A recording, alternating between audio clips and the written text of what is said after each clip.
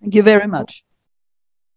At first, I would like to thank the organizers of this wonderful conference, Professor Dr. Hoffmann and Dr. Mohammed Rafat Abbas, as well as Dr. Alexander Schütze for the invitation. It's a great honor for me to participate in this very inspiring conference.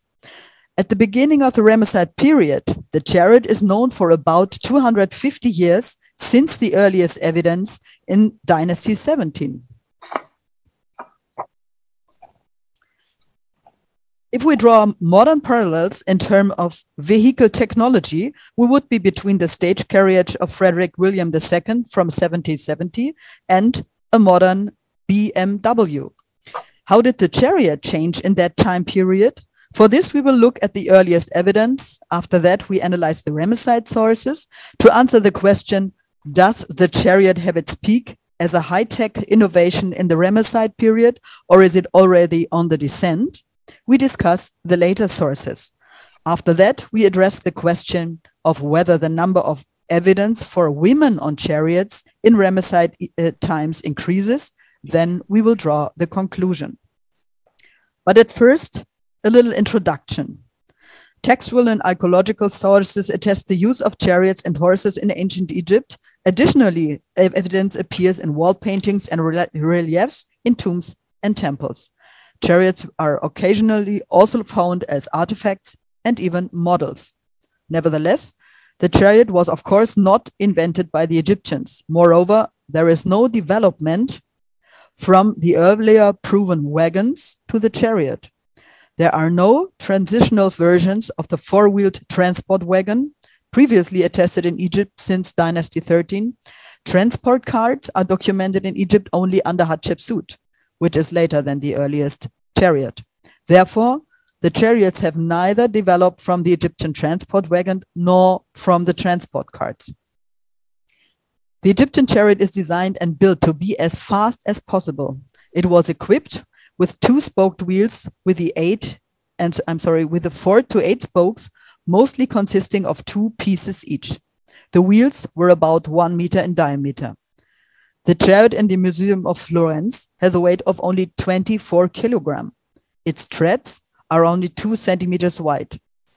The same applies to the Tutankhamun chariot A1. To draw a comparison to nowadays, a modern racing bicycle is provided with a felloe of 3.17 centimeters. Therefore, its felloe is even wider than that of an Egyptian chariot. The passengers are standing on a D-shaped platform of 50 centimeters to 1 meter, made in a leather netting. The leather covering granted a very low suspension, as well as the spoked wheels itself. The length of the axle is 1.98 to 2.38 meters.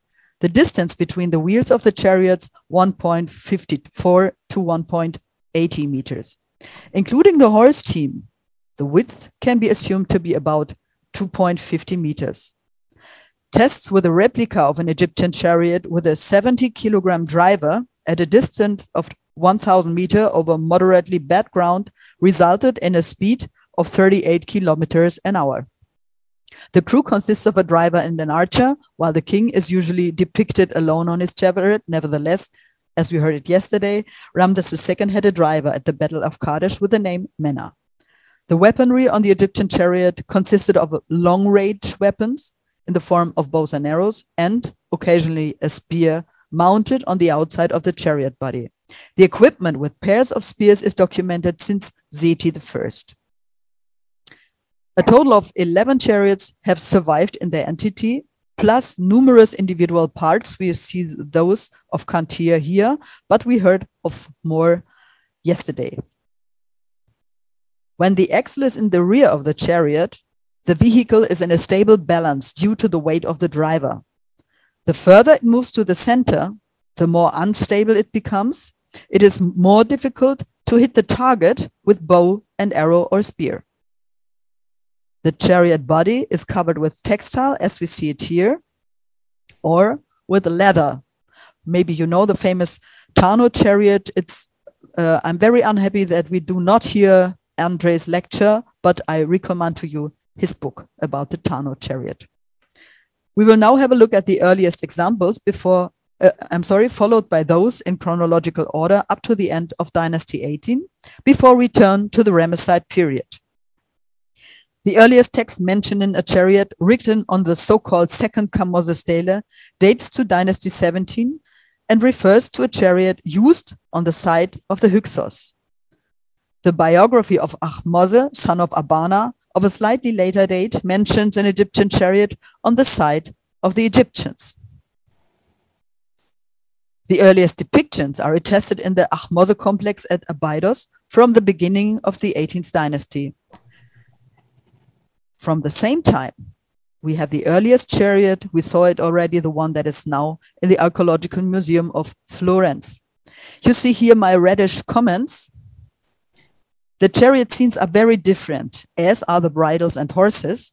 I would therefore like to focus on the following aspects so that you can orientate a little bit. Number of spokes, position of the axle, what is the ratio of spokes to wheel width, tire or not, what does the chariot body look like? And here, as we see, only a frame is preserved. The representation of a chariot wheel comes from the private tomb of Uzer from the reign of Thutmose I. We see 4 spokes, and they are as wide as the wheel. A scarab shows the same pharaoh on the chariot shooting arrows. The wheels have 4 spokes. The reins are wrapped around the waist of the king, and the body of the chariot is strikingly narrow. It consists only of a frame, and we have the axle in the middle of the chariot body. We heard that this is not good. It's bad for driving, so maybe it's presented in this way because of the little space, and we have no pole support. From the time of Hatshepsut, chariots are depicted in the private tomb of Amenhotep at Thebes. Again, 4 spokes. We see here a little wooden tire, which is not depicted here. The body becomes narrower towards the axle, and it consists nearly only of a frame except for these struts. And we have here the so-called pole support. Probably you know this depiction of Amenhotep II, 4 spokes, pole support, and again, only a frame, and it becomes narrower to the axle and has a very narrow base. The tomb of Userhat, again, 4 spokes. The axle is not at the rear, and the chariot body has large openings. Maybe this is painted leather that we see here, and the reins are on the waists of the driver. Very unique is this. We see a chariot depiction on a chariot. This is the chariot body of Thutmose IV, found in his tomb, and on that are depictions of chariots. This body is made of wood with gesso, linen, and silver. And here in the depiction, we see, strikingly, 8 spokes, and the body has no openings because we do not see the apron of the king. A stele from Amenhotep III from his mortuary temple was reused and therefore found in the temple of Meremtach from Dynasty 19. We see again 6 spokes. So after we had 8 spokes, it's not the case that all the chariots afterwards have 8, but we have again 6. The axle is in the middle of the chariot body, and again, it consists nearly only of a frame. And here we have again our struts. Now we turn to something very interesting, the chariot from the tomb of Yuya and Tuyu in the Valley of the Kings. As you can see, it's completely different from the one that we saw before. It's half closed at the back so that the swirling dust does not get into the vehicle. It has a handle to help. I hope you can see it. It must be here. So that you can grip it and it's easier to enter the vehicle. And it has smaller wheels as usual. So possibly this was done to make it more senior friendly for the elderly couple. Here you can see the leather tires. segments sewn together. The other possibilities is that there are wooden tires. We saw that before. From the reign of Amenhotep III, we have a depiction of a chariot. Again, only 6 spokes. The axle is probably at the back. The chariot body has, again, large openings and probably here leather. Representation of chariots on Talatat blocks have survived from the time of Akhenaten and Nefertiti. They show both together or she and he on his own chariot. From the same time, we have several examples from private tombs in Amarna, like this one from Tutu. He receives his gold as honor, 6 spokes, no pole support, and the chariot is wide. We see here a rare example depicted on a stele, the stele of Ani. Again, 6 spokes, the body is very wide, has no openings, and it slopes to the rear. The axis in the middle of the chariot, and we see here the pole support. Now we turn to the chariots of Tutankhamen. 6 were found in his tomb.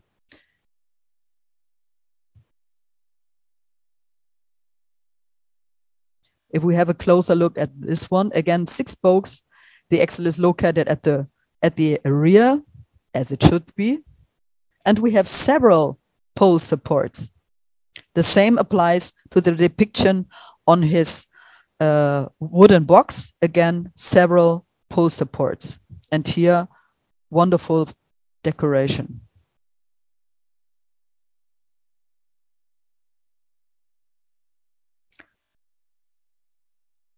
Here we see a scene now in the Museum of El Arish from the time of Tutankhamen from Karnak. Very slim spokes. And again, 6 spokes. We have no second ring around it, so this is not with a wooden tire. Another piece from the Museum of El Arish, a simple chariot with a body with a rounded corner and apparently no openings, but we have a pole support. I'm sorry. Let us now turn to the Ramesside chariots.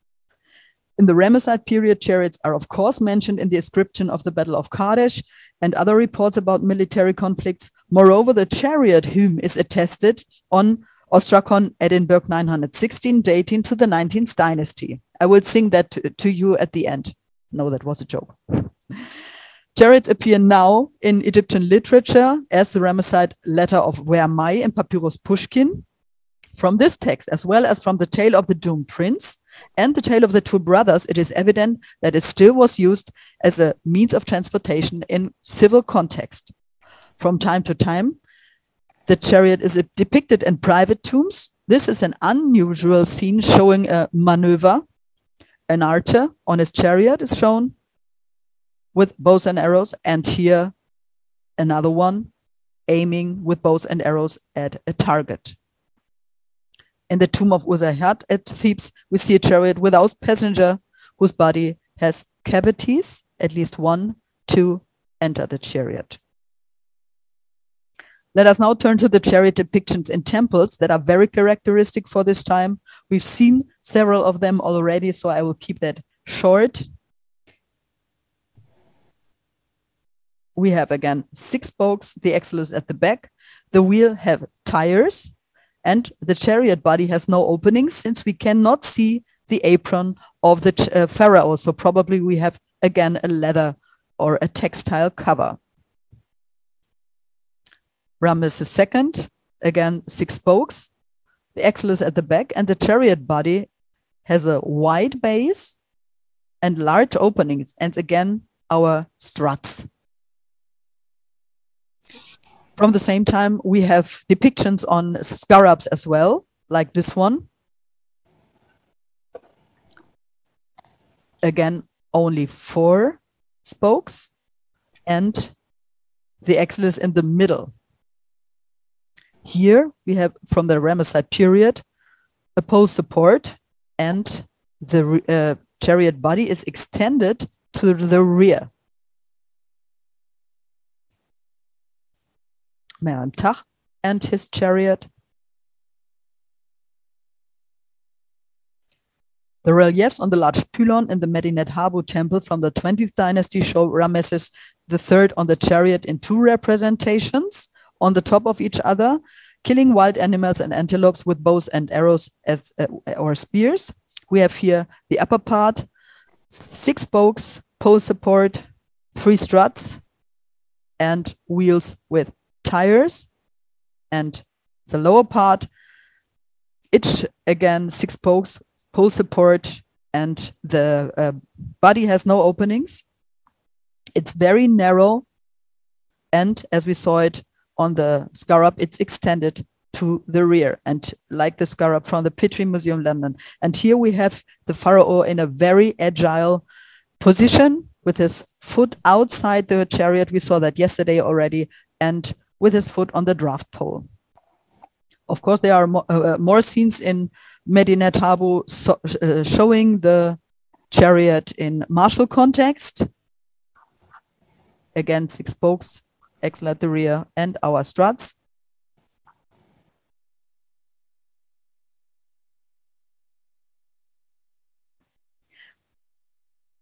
We will now turn to the later chariots to contextualize the Ramesside chariots with the sources about chariots as a whole. While there is a lot of evidence from Assyria in the first millennium BC, only a few exists for the period after the New Kingdom in Egypt. Again, we have scarabs from the 3rd intermediate period. We have more spokes, but again, it's in the axle is in the middle of the body. Representation on faience chalices from the 22nd dynasty show chariots with 6 and 9 spokes. The typical chariot of the New Kingdom is hardly recognizable. Based on Assyrian parallels, the illustration of a chariot in the Museum August Kestner in Hanover is dated to the period between the 8th and 4th century BC.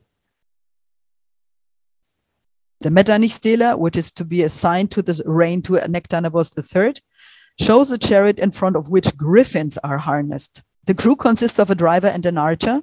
The chariot body resembles that of the Hanover model that we saw before. A relief fragment from Berlin shows a Ptolemaic chariot which is provided with profiled spokes shaped like flowers.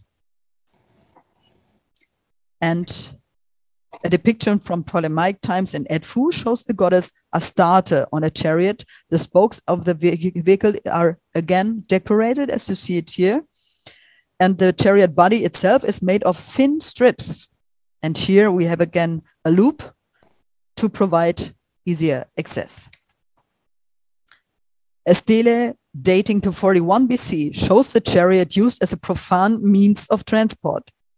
When Pasher Emtach went to Alexandria, the king stopped his chariot en route to the temple of Isis to show him personal favor by rewarding him with a gold chaplet and appointing him priest of the royal cult.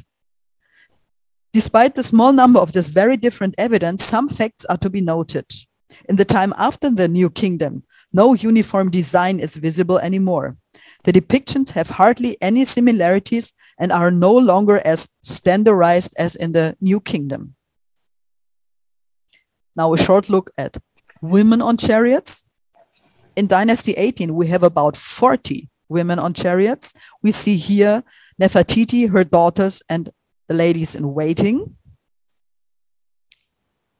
Nefertiti is shown several times alone on a chariot, and she's the earliest woman depicted alone on a chariot. In other scenes, she appears together with her husband and one daughter. We saw that already yesterday.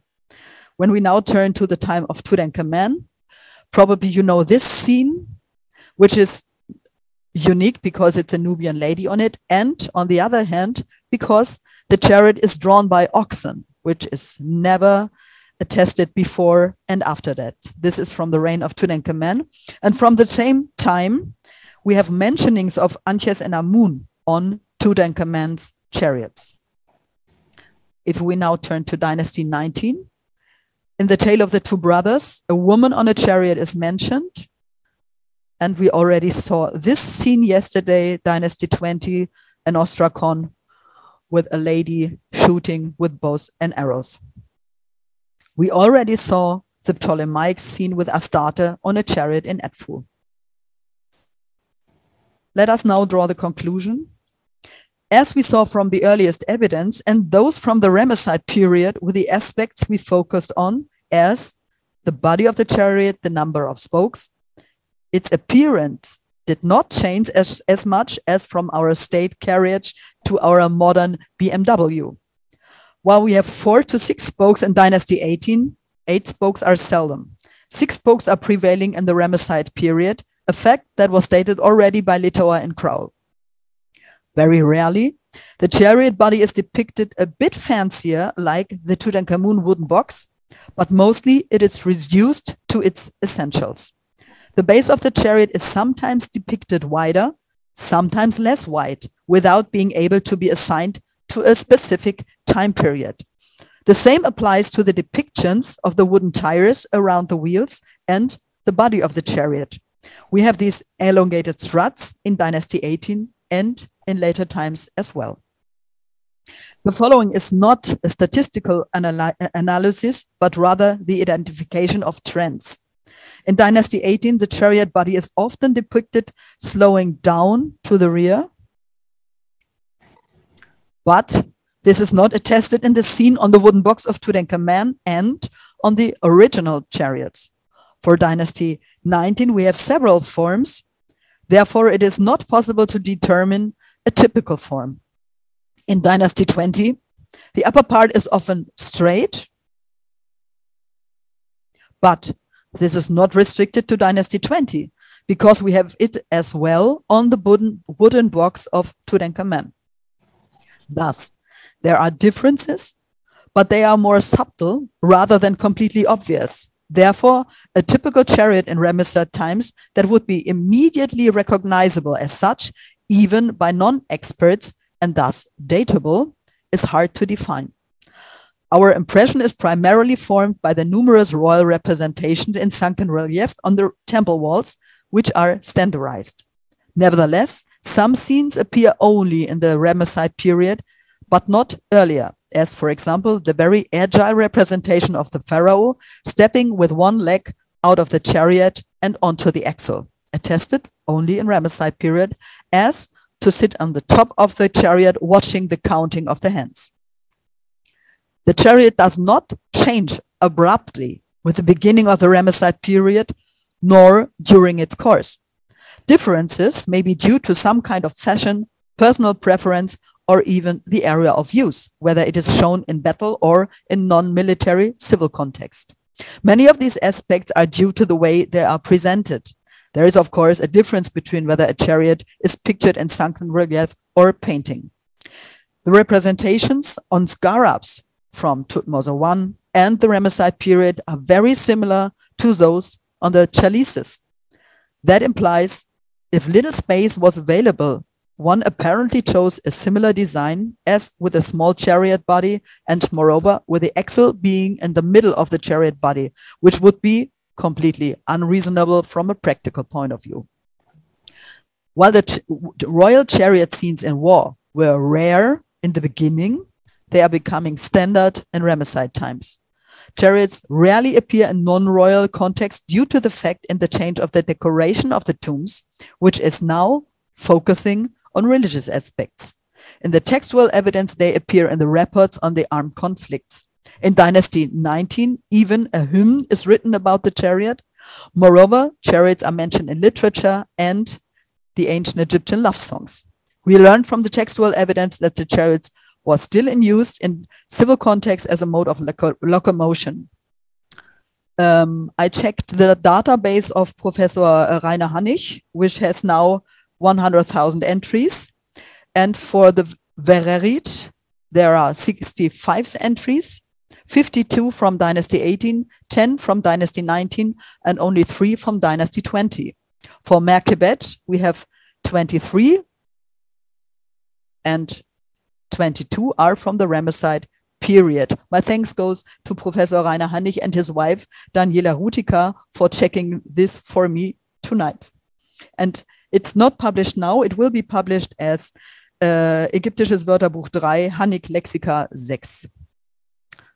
Only a few women on chariots are attested in the Ramesside period. The number of attestations for women decreases significantly compared to the Amarna period. Even in the later eras, there are never again as many women attested as in the Amarna period. Concerning to the question whether the chariot has its peak as a high-tech innovation in the Ramesside period, or if it is already on the descent, at least referring to the number of references, it is definitely at the peak in the Ramesside period, but whether technical aspects on the chariot itself were refined over time is not discernible from the modes of depictions. The textual and iconographic evidence is numerous, but there are no longer entire chariots as in the 18th dynasty from which one could recognize technical advancements. The effectiveness of the chariot within New Kingdom warfare has often been discussed. After the New Kingdom, the number of sources for chariots decreases drastically in the Third Intermediate period and the Late period. So it is difficult to estimate their military role. Nevertheless, the chariot is still attested after the Ramesside period, where therefore we know from the few late documents that they are still in use, even if they are less visible in the sources. Now coming to an end, if we look at the chariot per se, since its first appearance, the chariot has been continuously developed. At the beginning as a four-wheeled battle car, massively built, it developed into a light vehicle like the one of the Egyptians, and at the end of the development, it became more massive again in the form of the Neo-Assyrian chariot and the Skith chariot. All in all, the development from the standard of Ur to the Skith chariot alone took more than 2,000 years.